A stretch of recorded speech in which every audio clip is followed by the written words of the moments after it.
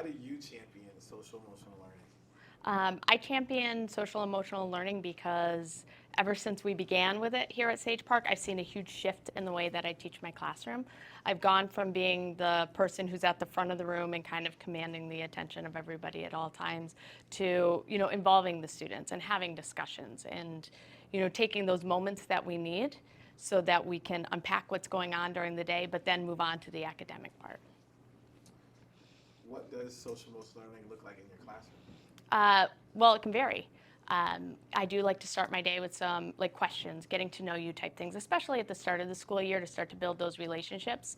As the year progresses, or it has progressed, I've seen that we've been able to have deeper conversations. Recently in my classroom, we've kind of taken a look at some problems that might be cropping up. Is it like coming into the classroom and we're not getting settled fast enough?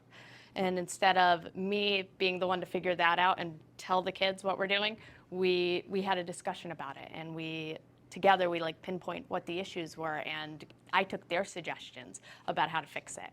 So we've kind of allowed them to tell me what they need in order to get into the work that's important, the academic work in school.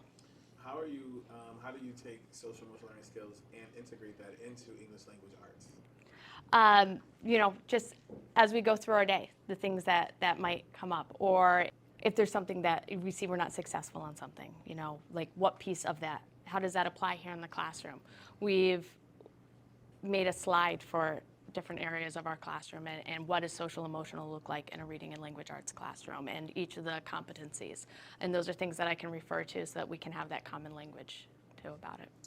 What SEL skill are you developing?